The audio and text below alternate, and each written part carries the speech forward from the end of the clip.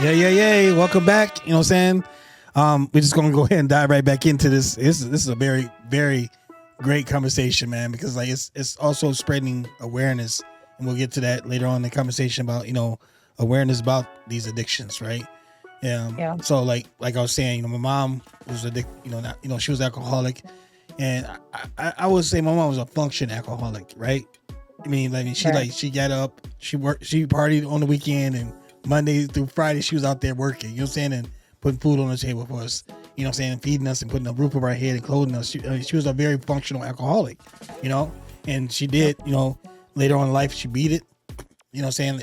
Then it killed her. You know what I'm saying? After she stopped, she got really sick. Yeah. And that's what a lot of addiction does, right? Because it just tears up your whole body, and it's so weird, and it's so, it's weird at the same time that it functions you. You know what I'm saying? It keeps you functioning. But when you take that out of the equation, now it's your body starts to break down, and like, what the hell's going on? Because it's so used to having that, whatever it was you taking, it was so used to having that part of this ecosystem, right? It's like, hold on, you took something out of here, and I'm not liking this, right? So it started breaking down, and she got really sick, and saying she died on the operating table, and was came back to his world, and so she, I give my mom a lot of credit, saying, because to this day she's a living proof of, like someone that can, turn their lives around, you feel me, and do best for us. And saying she raised 5 of her grandkids, 4 of her grandkids, and so it's like, it's just crazy how things work, so like, I wouldn't say that she has any, that she shows to us remorse about what she you know my mom, you know what I'm saying, like, you've been around my mom, and she's just, so I don't really expect it anymore like I used to when I was younger.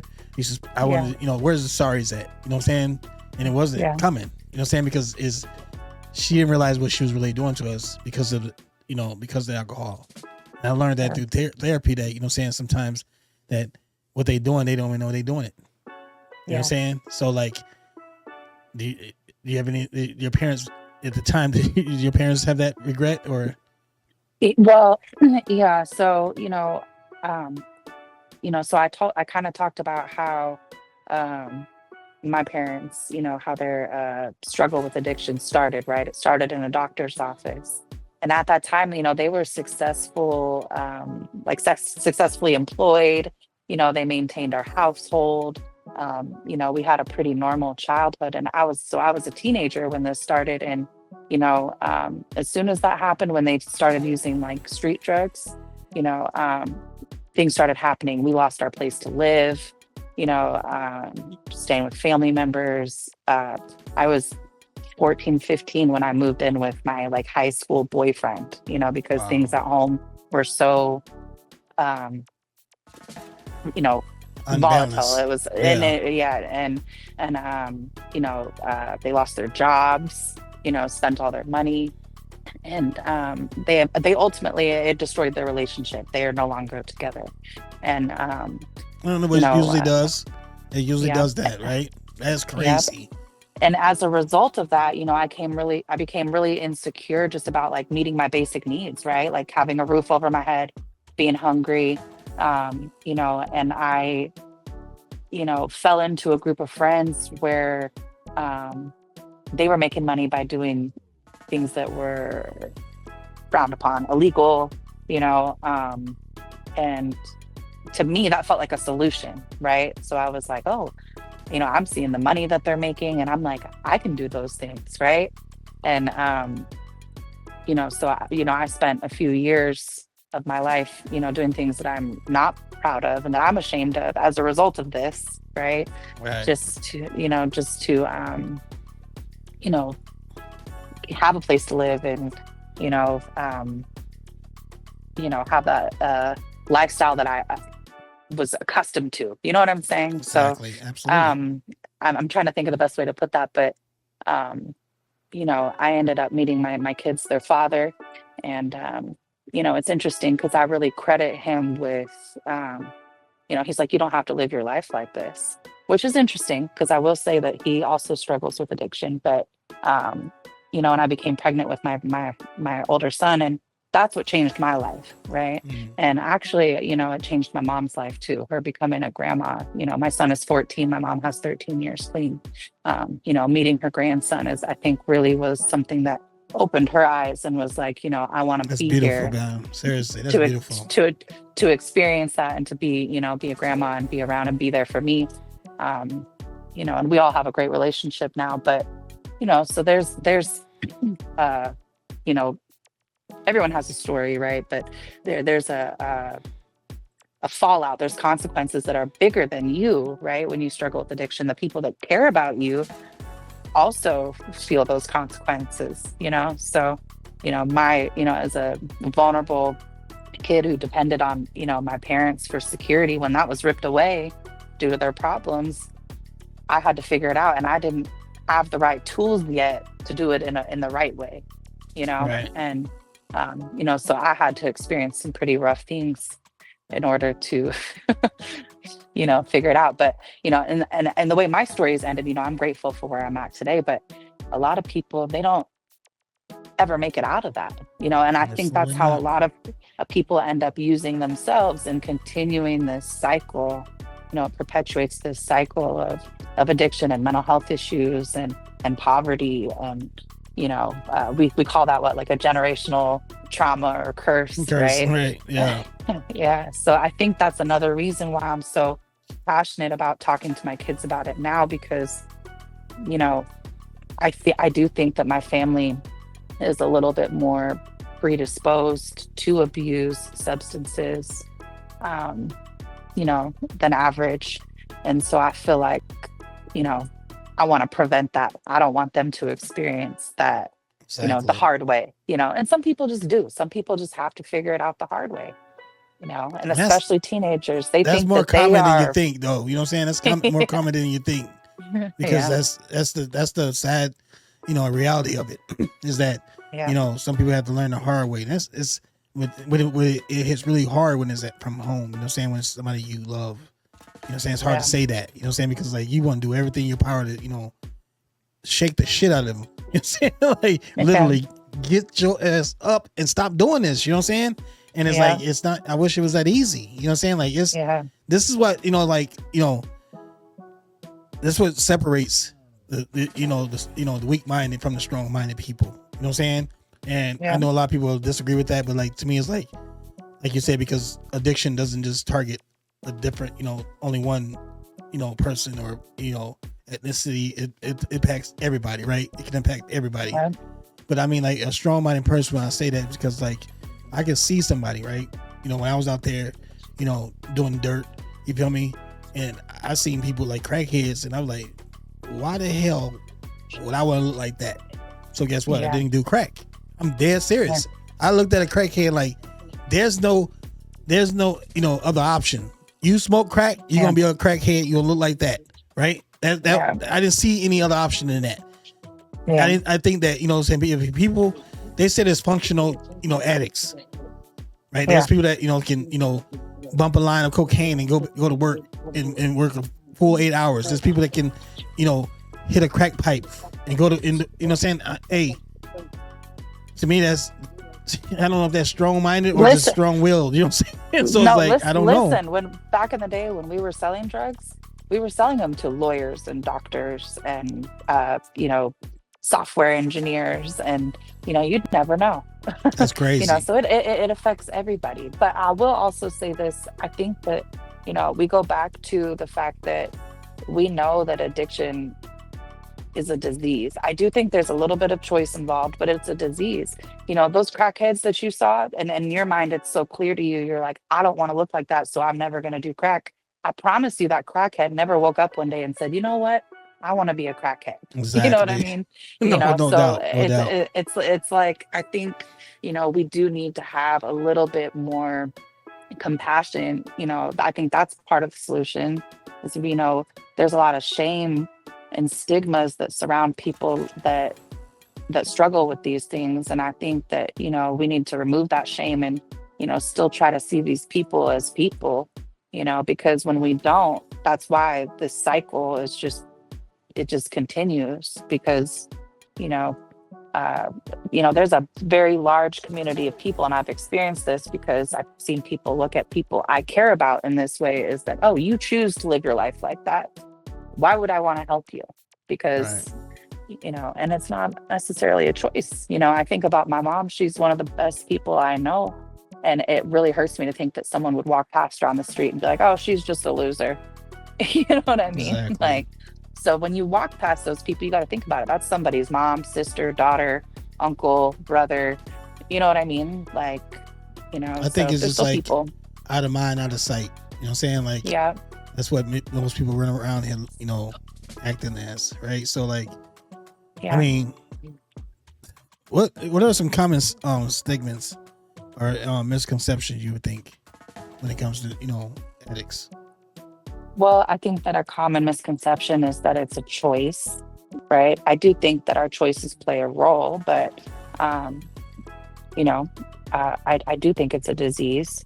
I think that a common misconception is that it's only like a certain class of people or a certain race of people or that are affected by it. I think that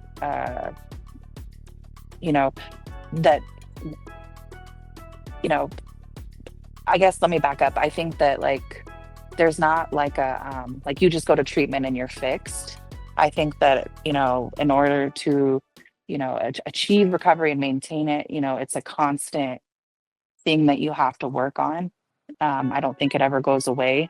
I have a family member. I don't again, just to protect their privacy, I'm not going to say who, but she went to treatment 16 times and to prison before she was able to get sober. And she has, I think, 11 years clean now, and she's very successful, Wow. but it's, sometimes it really, takes a lot of tries, and I don't think we should shame people in that.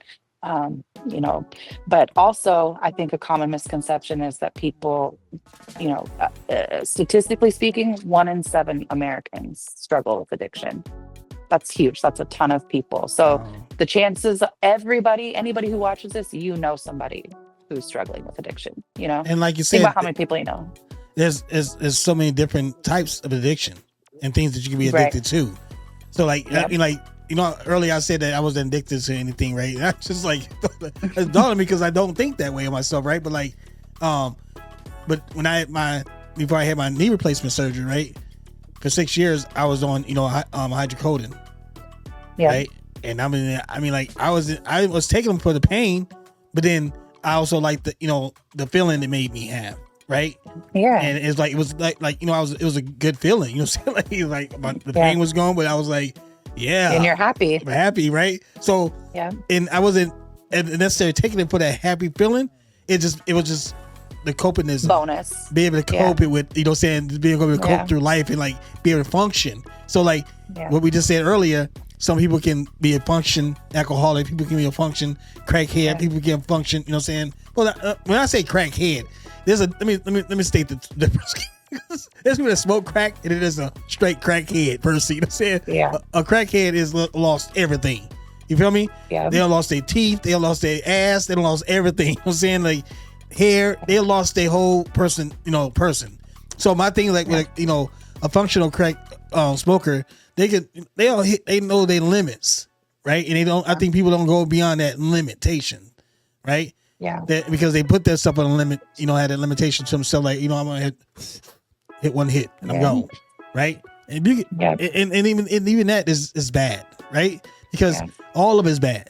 Because that one hit can take 2 hits, that 2 hit can take 3, that 3 hits be like you out there seeing that man 3 or 4 times a day. You know what I'm saying, for that fix. So like, man, you're right, 100%, man. Like, we have to stop walking around here ignoring this. You know what I'm saying? And bringing awareness to this, because like, and it starts at home. It really does. Yeah. You know what I'm saying? Like, it starts with your own kids, right? Your own family. It starts with them. You know what I'm saying? Like, these conversations are tough, but they need to be said, right? Because like at the end of the day, anybody is, it can happen to anybody and anyone. Absolutely. And then just trying to, sometimes I get a little irritated because, again, I've told you I kind of live in a little bit of a rough neighborhood, and I get irritated because I go to the gas station, I go to the grocery store, anywhere, and we see it. They're outside the doors, they're at the entrance to the parking lot, asking for money, asking for help, and you get almost exhausted. You're like, this is just, but I always try to like use the lens of like, if that was my son standing there, I would want someone to acknowledge them and just treat them with respect. Even if you're not, I mean, I don't care if you give them money or not, but say hi. Are you okay? So have a conversation with them. Do you know what I mean? Because you just never know, like, how the smallest thing, could help, right? Like you hear stories like just giving someone a smile can change their whole day. Well, sometimes just acknowledging someone, hi, hello, how are you? And that's another stigma misconception is I think people look at all these people like, oh, all these people are dangerous, right? So a lot of people will ignore them because they're afraid. Exactly. Right? You grab your purse a little tighter, you cross the street, but they do that when they see a black man, so there's no difference, right? But that's kind of. But it is though. It's a stigma, like, because people like think these people. And I mean, let me put it like this. Let's rewind. It's okay to have that mentality, because there are certain people out there that are dangerous, that will stick you up or take that's not theirs. Break into your house and do. There's some people, and it's like, but not everybody's like that. You feel me? I had my car broken into a couple months ago. You see what I'm saying? But you don't look at every person out there smoking crack or on meth thinking that he gonna break in your car or take it. But that's what. But people also the fear. But that's what I'm saying. Like, how we the problem is, like, how do we clean these streets up? You know what I'm saying? From this, like, it's got to be some form of solution to this. You know what I'm saying? To a point where it is really, instead of spending billions and billions of dollars on this. Why don't we spend $100 million on this, right? Yeah. So like, this is what I mean when the people out there campaigning for their their political parties, man. Won't you have these conversations about this? Because back in the 80s was a war on drugs. You know what I'm saying? Yeah. When President but that Reagan, answer was to just lock everybody up. And also, like, they had conversations in schools with kids, say no to drugs. Yeah. You know what I'm saying? The Derek program. You know what I'm saying? So like, there was some type of illusion, right? Of they're trying to help. At the end of the day, did it help? Well, look at the world now. Absolutely did not help, right? It just was a conversation they were having to push their campaign and their political parties on people, right? So it didn't really help.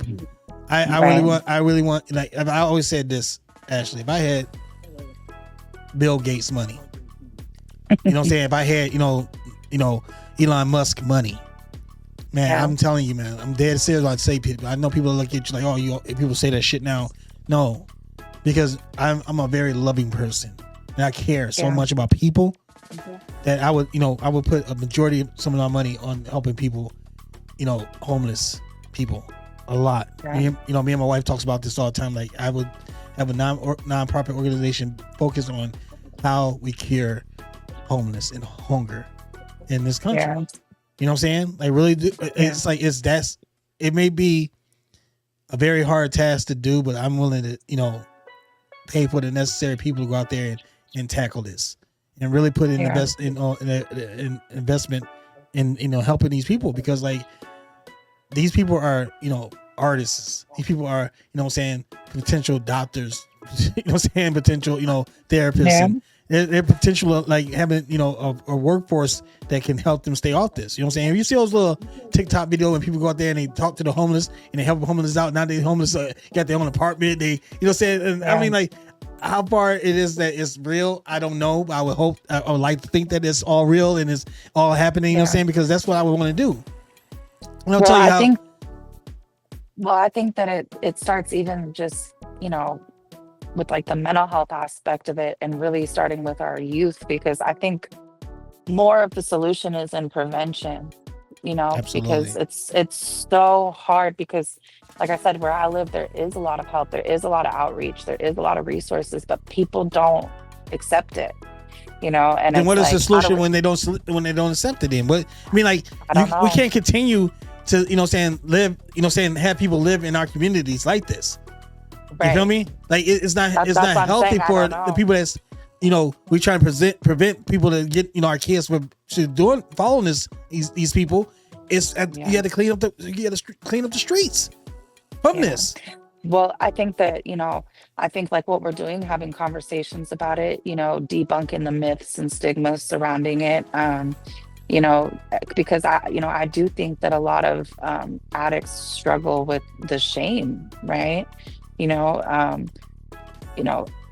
I think about, personally, like how I shared that, when my family was struggling, I wasn't necessarily struggling with addiction at that time. I was struggling with the consequences of my family's addiction, and I was doing things that I was not proud of, and I feel shame. You feel shame about those things, and I think a lot of addicts experience that. They do things to get high and to obtain those drugs that are shameful, right? And so it kind of fuels our need to use, right? Because now you're like, I want to escape from these choices I'm making. It's a cycle. So I think that by treating these people like people and taking some of that shame away, might help them take that hand and accept that help. I don't know. And that's another thing too. When you have to think about taking a drug to escape from reality's pain that you're going through, or what you're seeing, experiences that you're experiencing that you're going through, right? It's easier to take a drug and just like go into a trance of like, I have no worries, I'm feeling great right now, right? And that becomes that becomes addictive, right? Because like you want to feel that feeling every day. You know what I'm saying? And like I said, there's other natural remedies that you can do to get you there, right? That's not necessarily addictive. You know what I'm saying? So this, I mean, I'm not a chemist, right? We both not a chemist. You know what I'm saying? So I mean, like, I don't know what it takes to put all these things together to make this thing the way it is.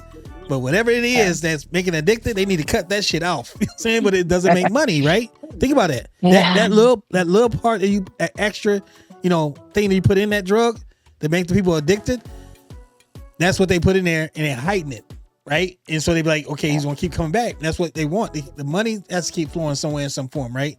So it takes both. Exactly. You gotta have the person who provides it and the person who consumes it for that to even be thing. For it to work. Yeah. So it's like that's you gotta tackle both sides. You gotta eliminate both sides.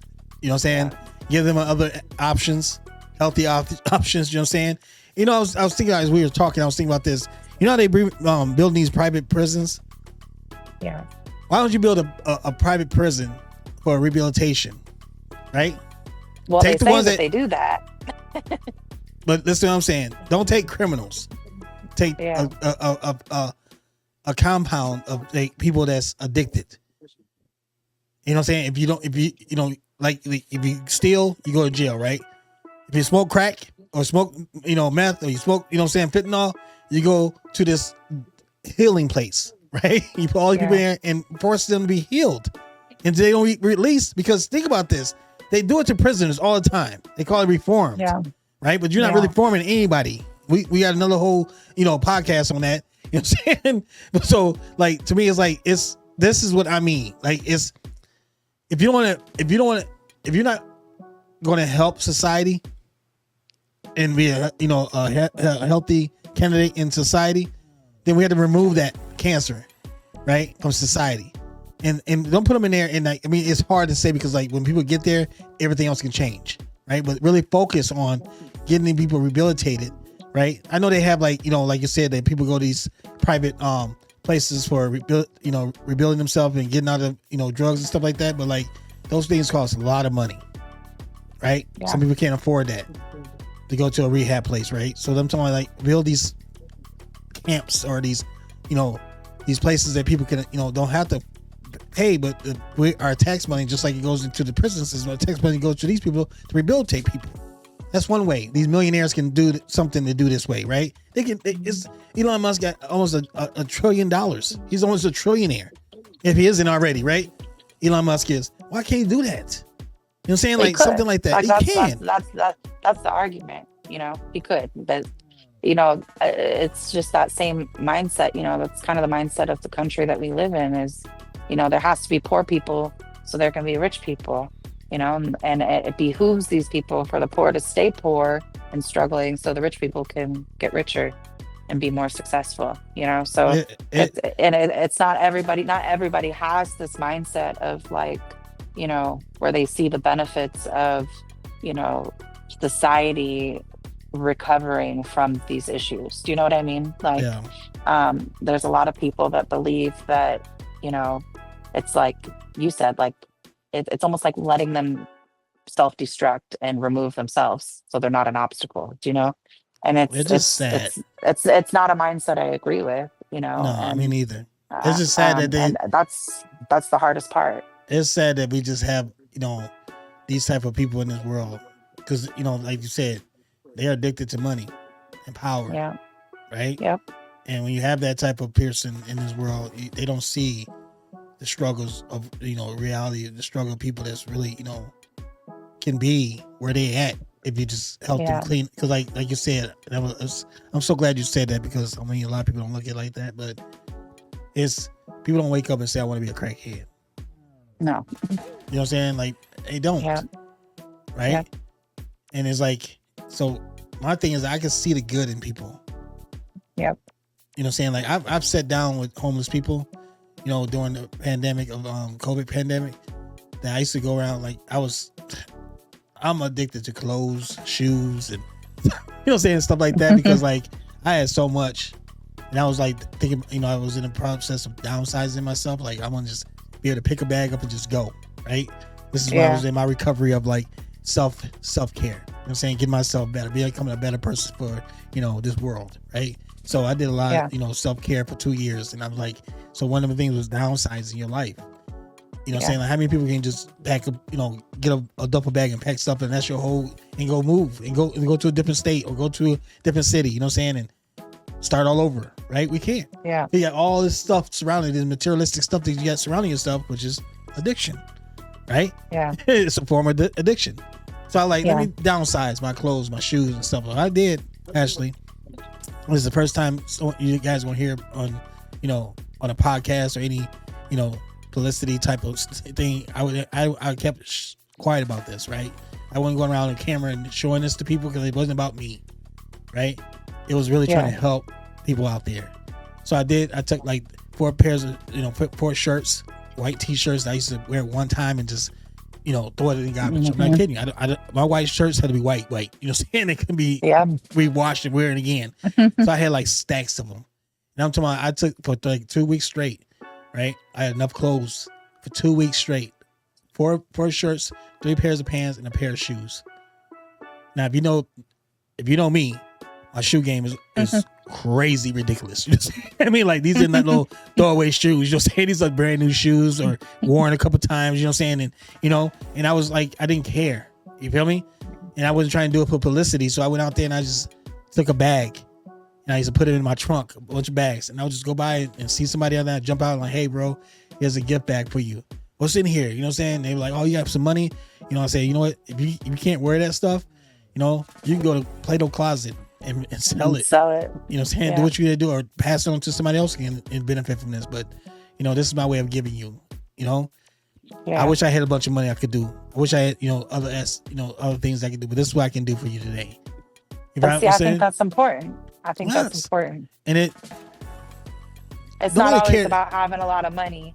Exactly. Sometimes just, helping one person, and again, I do like that, behind the scenes. I don't think that we should be doing those things for clout or for views or, you should just do it because it's the right thing to do. It's the right thing to do.